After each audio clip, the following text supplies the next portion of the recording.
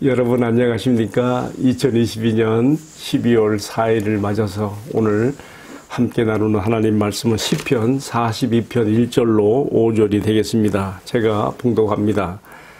하나님이여 사슴이 시냇물을 찾기에 갈급함같이 내 영혼이 주를 찾기에 갈급하나이다. 내 영혼이 하나님 곧 살아계시는 하나님을 갈망하나니 내가 어느 때에 나아가서 하나님 앞에 배울고 사람들이 종일 나에게 하는 말이 너희 하나님이 어디 있느냐 하오니 내 눈물이 주야로 내 음식이 되었도다. 내가 전에 성의를 지키는 무리와 동행하며 기쁨과 감사의 소리를 내며 그들을 하나님의 집으로 인도하였더니 내가 이제 이 일을 기억하고 내 마음이 상하는도다. 내 영혼아 네가 어찌하여 낙심하며 어찌하여 내 속에서 불안해하는가. 너는 하나님께 소망을 두라. 그가 나타나 도우심으로 말미암아 내가 여전히 찬송하리로다. 아멘. 방금 읽어드린 이 말씀을 중심으로 하나님께 향한 갈망 그리고 하나님을 바라라. 하나님만 바라라 하는 제목으로 함께 은혜를 나누겠습니다.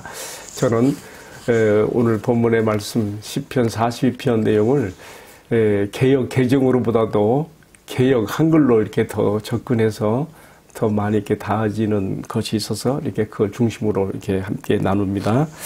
자, 시편 42편 내용을 함께 들어가 봅시다. 이 내용을 보면요, 지금 시편의 저자가 아주 매우 영적으로 목말라 있는 것을 볼 수 있습니다. 마치 목마른 사슴이 시냇물을 찾기에 아주 그냥 그 갈급하고 헤매는 것처럼 헐떡거림 같은 그런 영적 목마름입니다. 아마 이 시인은 이전에 팔레스틴 땅에 살고 있었을 때에 이 팔레스틴 남부 지역은 건조한 사막지대거든요. 비가 오지 않는 건기가 되면은 사슴들이 물을 찾기 위해서 헤매는 것을 본 것 같습니다. 그 사나운 맹수들에게 먹힐 수 있는 그 위협에도 불구하고 시냇물을 찾는 그 외로운 한 마리 암사슴을 연상해 보게 되는 것이죠. 나중에 물을 찾았어요. 그래서 먹으려고 할 때에 사냥꾼이 자기를 향해서 이 사슴을 향해서 활을 쏘게 되는데 사슴이 너무 목말라서 그 한 모금의 물을 마시기 위해서 고개를 숙여야만 하는 정말 죽음을 불사한 그 사슴의 목마름에 갈증 해갈. 지금 여기에다가 시편 저자는 자기 마음을 빗댄 것입니다. 이렇게 죽음이 아니면 다르게는 길이 없는 하나님 나를 만나주시고 나에게 하나님 은혜를 주셔야 된다고 하는 그 갈망, 갈증 가운데서 시편 저자는 이렇게 하나님 앞에 부르짖고 있는 것입니다. 자, 시편의 저자가 이렇게 하나님을 만나고 싶어하고 갈망하는 이유가 있습니다. 뭐 여러 가지 많이 나오는데요. 2절 말씀에 그랬잖아요. 내가 어느 때에 나가서 하나님의 얼굴을 배울까? 내가 어느 때에 나가서 하나님의 얼굴을 배울까? 마치 시집살이가 아주 매서워서 친정엄마를 생각하며 친정엄마에게 가는 날을 그리는 그 주부처럼 그렇게 시인의 마음속에 그런 목마름이 있습니다. 우리가 이어지는 3절 말씀에서는요, 이 시편 저자가 왜 그렇게 고통스럽고 힘든가에 대한 구체적인 이유를 봅니다. 사람들이 말하기를 너희 믿는 하나님이 어디 있느냐라고 이렇게 조소하고 비방하는 것입니다.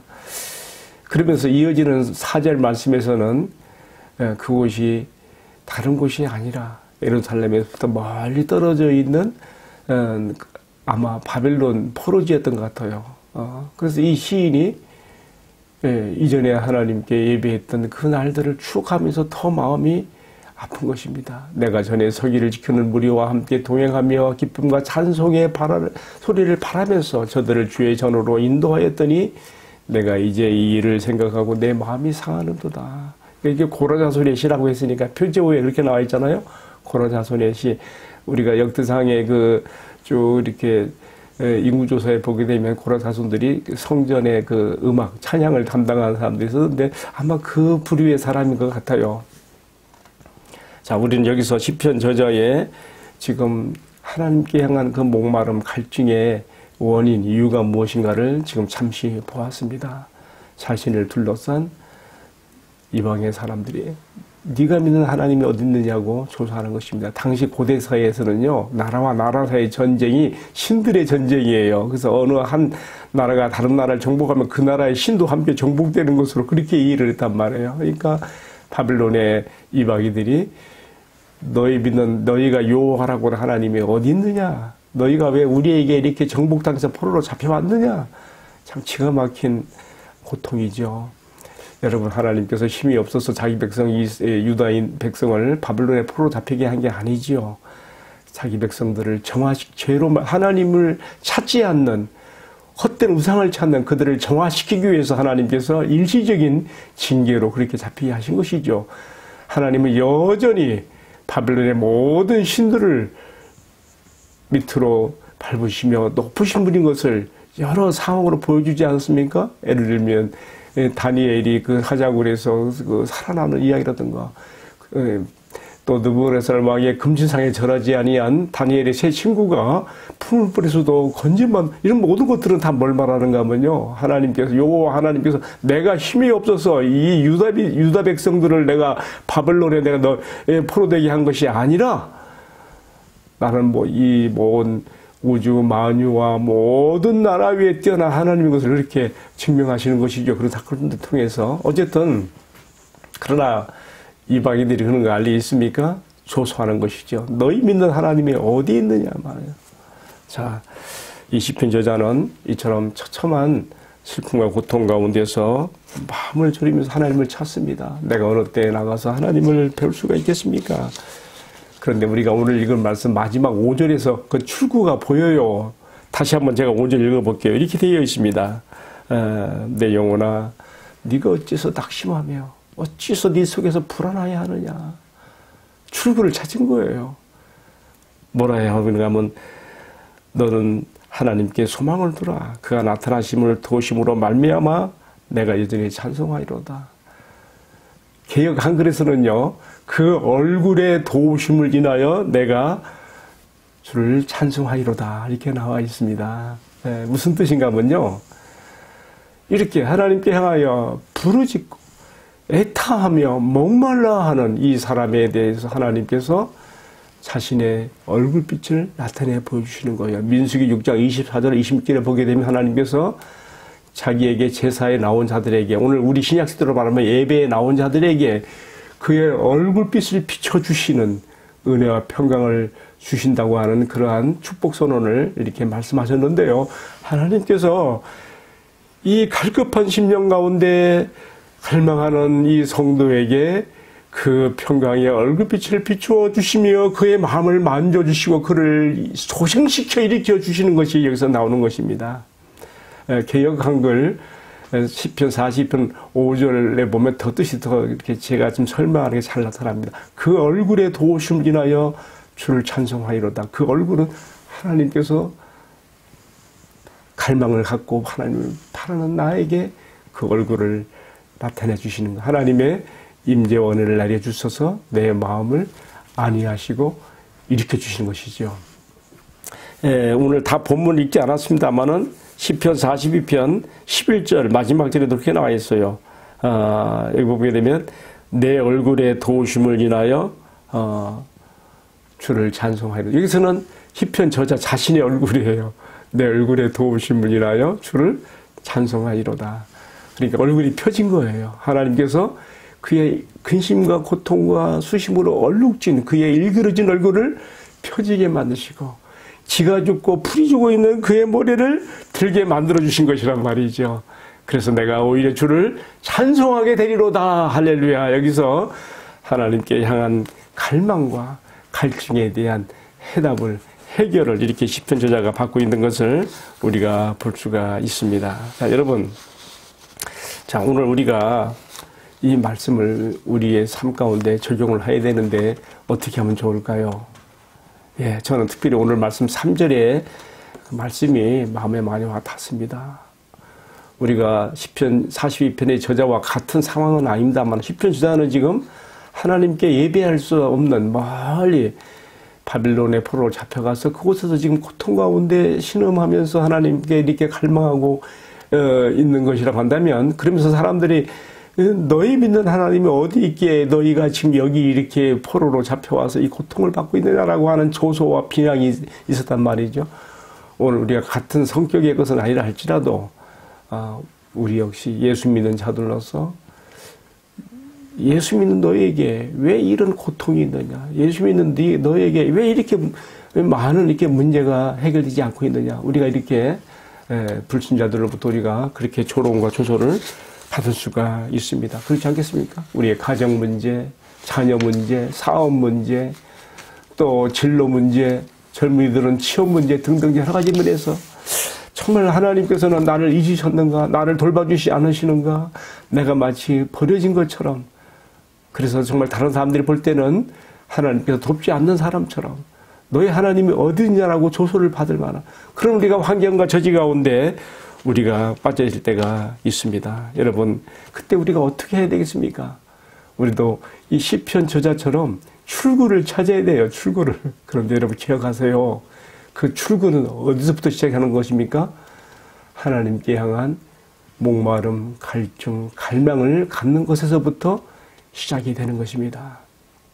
어찌 보면 하나님께서 너무 세상에 치에 있는 나를 너는 나하고만 사랑하자. 마치 호세아 선지자에게 고멜이라고 하는 음란한 여인을 아내로 취하게 하여 하나님의 마음을 표시했지요. 그 고멜이라고 하는 여자 부인 아내에게 말이죠, 가시울타리를 치고 이제 너는 나하고만 밖으로 가지 못하게 하면서 너는 나하고만 사랑하자. 그 하나님의 마음이 호세아 선지자를 통해서 호세아서에 나타나고 있잖아요. 때로 하나님께서 우리를 하나님께 부르짖지 않으면 안 되는, 정말 하나님께 향하여 갈망과 갈증을 가지지 않으면 안 되는 그런 상황 가운데 우리를 두시는 때가 있습니다. 여러분, 그때 우리가 자칫 오해하면 하나님은 나를 버리셨는가? 하나님은 나를 돌보지 않으시는가? 나는 버림받아 있는 자인가? 그렇게 오해할 수가 있어요. 그러나 여러분, 정반대입니다. 오히려 그런 상황이야말로 하나님께서 내가 너를, 세상에 취해 있는 너를, 나에게 관심에서 멀리 떨어져 있는 너를 나에게 가까이 내가 끌어당기기 위해서 내가 너를 지금 압박하며 이런 환경 가운데 나에게 부르짖으며 갈망하며 갈증하게 만드는 상황이라 하는 것을 우리가 그렇게 받아들여야 되는 것입니다. 그러니까 때로 우리가 이런 정말 시편 저자와 같은 이런 갈망과 갈증의 그 상황에 몰리는 것도 은혜지요. 하나님의 자녀인 표시지요. 바로 우리가 이런 상황일 때야말로 하나님을 적극적으로 만날 수 있는 기회가 된다는 것을 우리가 여기서 또 배우게 되는 것입니다. 자, 오늘 말씀 마치면서요. 그렇다면 어떻게 하나님을 만나야 됩니까? 구체적으로 시편 저자가 하나님께 향한 갈망과 갈증을 가지고 넌 뭘 말씀하지만 결론은 하나님만 바라라. 너는 하나님을 바라라. 어떻게 하나님을 바라고 어떻게 하나님께 향한 갈증과 갈망을 가지고 하나님을 찾을 수가 있겠습니까? 저는 여기에 대해서 기본으로 돌아가는 말씀을 전하고 싶습니다. 항상 운동 경기에서도 기본이 중요하죠. 예. 마찬가지로 우리 신앙생활에서도 기본이 중요해요. 하나님이 우리에게 하나님을 만나게 하고 하나님의 은혜를 받게 하는 기본적으로 주신 은혜의 수단들이 있습니다. 장로교 창시자인 칼빈은 이것을 4가지로 말했습니다. 첫 번째가 뭡니까? 말씀이에요. 두 번째가 기도요. 세 번째가 찬송이요. 네 번째가 성례전, 즉 세례와 성찬 이런 것 말하는 것인데, 저는 여기다 하나 더 붙이고 싶어요. 뭐냐면 성도의 교제, 특별히 두세 사람 소그룹으로 모이는 성도의 교제가, 그 속에서 우리가 주님을 만나게 되고 회복하게 되고 힘을 얻는 그러한 좋은 은혜의 방편이며 수단이며 기회이고, 또 이것이고 하나님을 찾는 길이며 만나고 은혜를 받는 길이라는 것을 말씀을 드리고 싶습니다. 여러분, 우리가 말씀을 통해서 하나님을 찾아야 됩니다. 요한복음 1장 1절에서도 예수님에 대해서 설명하면서 태초에 말씀이 계시니라, 이 말씀이 하나님과 함께 계셨으니 이 말씀은 곧 하나님이시니라. 이 말씀은 곧 뭐라고요? 하나님이시니라. 여러분, 하나님을 만나려면 어떻게 해야 되겠어요? 하나님은 곧, 이 말씀은 곧 하나님이라. 말씀 가운데서 만날 수 있어야죠. 말씀 가운데서. 때로 우리가 말씀 한 구절을 붙잡고서도 일어날 수가 있습니다. 소생될 수가 있습니다. 또 두 번째 생각해 보는 거, 기도. 역시 기도를 통해 하나님을 만나고 은혜를 받을 수가 있습니다. 여러분, 우리가 아는 대로 시편 50편 15절에 그랬잖아요. 한란날에 나를 부르라. 내가 너를 건지리니 네가 나를 영화롭게 하리라. 하나님께서 친히 말씀해 주셨습니다. 여러분, 나에게 지금 어떤 목마름, 갈증, 위기 상황이 있습니까? 하나님 앞에 갈망과 갈증을 가지고 부르짖음의 기도를 통하여 나아가서 하나님의 은혜를 입게 되는 은혜와 축복을 기원합니다. 세 번째로는요, 찬양을 통해서 또 만나요. 여러분, 찬양은 하나님을 높여드리는 것이면서 내 마음에 말로 닿을 수 없는 은혜를 입혀주지요. 때로 기도가 안 나올 때는요, 이 찬양으로 하나님 앞에 이렇게 하면 찬양이 기도가 되어서 내 마음이 열려지고 기도하게 되는 은혜와 축복도 있습니다. 이 찬양이 살아야 돼요. 찬양의 꽃다발 하나에 올려드려요. 내 마음이 뭐 기쁘고 즐겁고 막 그런 감정이 북받쳐서 그런 분위기에서 뿐만 아니라 그럴 땐 찬양하기 쉽지요. 그러나 절망 가운데, 고통 가운데, 시련 가운데 처해서 목소리도 나오지 않는 상황에서 내 기도조차도 나오지 않기 때문에 찬양으로 내 기도의 문을 열고자 하나님께 향하여 찬양할 때 하나님은 더 귀하게 보시고 찬양의 문을 열어주심과 동시에 기도 문을 열어주시면서 하나님의 은혜가 폭포수같이 나에게 임해지는 은혜와 축복을 주시는 것입니다. 자, 하나만 더 우리가 하나님의 은혜를 받고 하나님을 만나게 되는 축복. 또 한 가지 뭐라 제가 추가했습니까? 성례전 말고요. 또 하나 뭐였죠? 성도의 교제. 특별히 소그룹으로 만나는 그런 교제가 매우 중요합니다. 마태복음 18장 20절에 말씀했습니다. 너희 두세 사람이 내 이름으로 모인 곳에는 나도 너희 가운데 있느니라. 여러분, 이거 정말 중요한 말씀입니다. 믿지 않는 사람들은 기분 나쁘고 힘들고 괴로우면 뭐 술집 가고 뭐 노래방 가고 뭐 무슨 게임방 가고 등등 이런 데로 막 가죠. 스트레스 풀기. 그러나 우리는 어떻게 해야 되겠습니까? 우리가 주님을 만나는 곳으로 어떻게 가야 되겠어요? 주님께서 말씀했잖아요. 너희 두세 사람이 내 이름으로 모여 있는 곳에 내가 너희 중에 그들 중에 나도 함께 있다. 우리가 서로 말씀과 기도 가운데 마음을 소통하고 교제하며 서로 마음을 열고 위해서 기도해 주는 그곳에 주님 함께 와 계셔서 위로해 주시고 힘을 주시고 말씀을 주시고 일으켜 주시고 세워 주시는 것이죠. 여러분, 이제 오늘의 말씀을 마무리하겠습니다. 제가 지금 하나님을 바라고 찾고 갈망하고 은혜를 받는 그 방법에 대해서 말씀드렸는데요. 제가 아까 이 말씀 드리기 전에 시작한 말씀이 뭐였습니까? 이 모든 은혜의 시작은 뭐로부터 시작이 했습니까? 하나님께 향한 갈망, 갈증, 이것이 있어야 된다 그랬습니다. 이것이 있어야 참 성도고 하나님의 자녀고 예수 생명을 가진 자가 되는 거예요. 주님이 말씀했습니다. 의에 줄이고 목마른 자여 복이 있나니 네가 배부름을 얻을 것이라. 아멘. 우리 심령이 갈증에 차이고 우리 심령이 영적으로 굶주려 있는 것은 이 말씀에 비춰볼 때에 내가 주님께 향한 목마름을 가지고 있지 않고 주님께 향하여 내가 굶주려 있지 아니하기 때문에 우리가 주님께로부터 오는 그러한 갈증의 해소로서 생수와 굶주림의 해소로서 생명의 양식을 받지 못하는 거 아니겠습니까? 여러분, 여러분의 영적인 굶주림, 영적인 갈망, 영적인 그 갈증을 개발하십시오. 우리가 이런 거에서 성공해야 다른 것에서 성공할 수가 있습니다. 하나님께 향한 갈증과 갈망을 가진 사람들이 사실은 가장 좋은 신앙 가진 사람들이에요. 왜 그렇습니까? 우리가 뭔가 나는 이 말하면 됐다고 생각하는 순간에는 넘어질까 조심하라 그랬습니다. 우리는 정말 안전하고 좋은 신앙은요, 내가 100% 만족하는 신앙이 아니라 항상 2% 부족한 듯 하나님 앞에서 허덕이고 은혜에 목말라하고 하나님에 대해서 사모하고 갈증하는 신앙이 있어야 되는 거예요. 이런 것들이 우리를 안전하고 승리하는 신앙생활로 이끄는 줄 믿습니다. 오늘 우리가 시편 42편 1절로 5절의 말씀을 통해서 우리가 어떻게 우리의 불신자들이 우리를 향해서 손가락질 하는 것 같은 너의 믿는 하나님이 어디냐라고 하는 그러한 조소를 우리가 능히 극복하고 정말 우리의 위로와 힘 되시는 주님을 만나는 비결로서 시편 저자가 택했던 방법, 하나님께 향한 목마름, 그리고 그가 그렇게 하나님께 향한 그 슬픔과 고통 가운데 기도했을 때 하나님께서 그 얼굴을 환하게 비춰주셔서 그의 심령을 만져주시고 평강을 주시고 회복시켜 주셔서 시편 저자가 그의 얼굴을 들게 되어지고 찬송하게 되지는 은혜와 축복이 여러분에게도 함께 있게 되기를 주님의 이름으로 축원합니다.